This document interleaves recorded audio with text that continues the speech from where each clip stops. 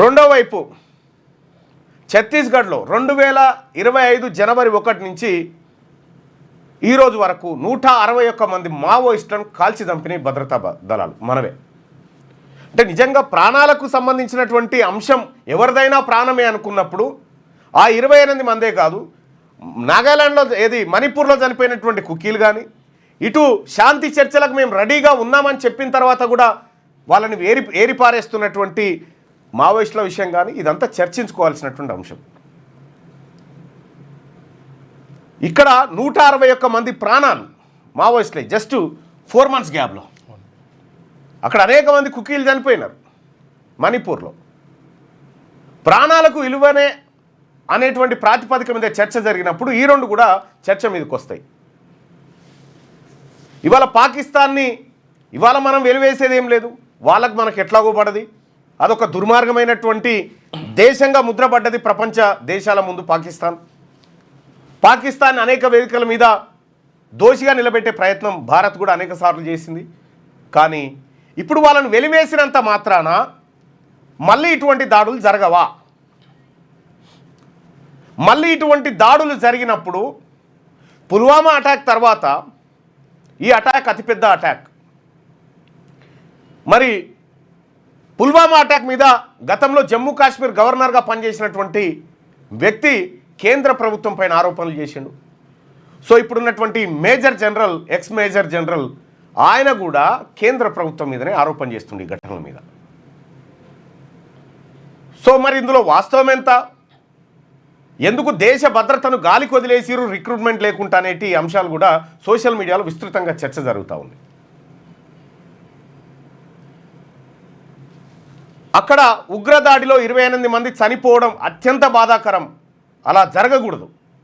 Same time Manipur కానీ, ఇటు ఛత్తీస్గఢ్ కానీ, దంతెవాడ కానీ, లేకపోతే దేశంలో ఇంకొక చోటైనా మనుషుల ప్రాణాలు పోతున్నప్పుడు ఖచ్చితంగా అది చర్చనీయాంశం అవుతుంది. సో కొన్ని రాజకీయ అవసరాల కోసం వాడుతూ ఉంటారు కొంతమంది. ఇక్కడ అమిత్ షా గారు 2026 వరకు ఈ దేశంలో నక్సలిజాన్ని ఖతం చేస్తానటువంటి కంకణం కట్టుకున్నాడు. ఇదే 2026 వరకు ఈ దేశంలో టెర్రరిస్ట్ మూకలు ఒక్కడు కూడా అడుగు పెట్టకుండా నేను కంకణం కట్టుకుంటున్నానేటువంటి మాట చెప్పలే.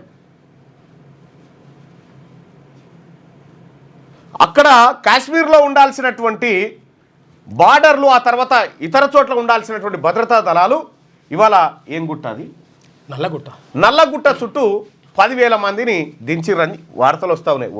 10,000 మందా కాదు, 12,000 మంది అంటున్నారు. 12,000 మంది భద్రతా బలగాలను ఇక్కడ దించిరని చెప్తా ఉన్నారు.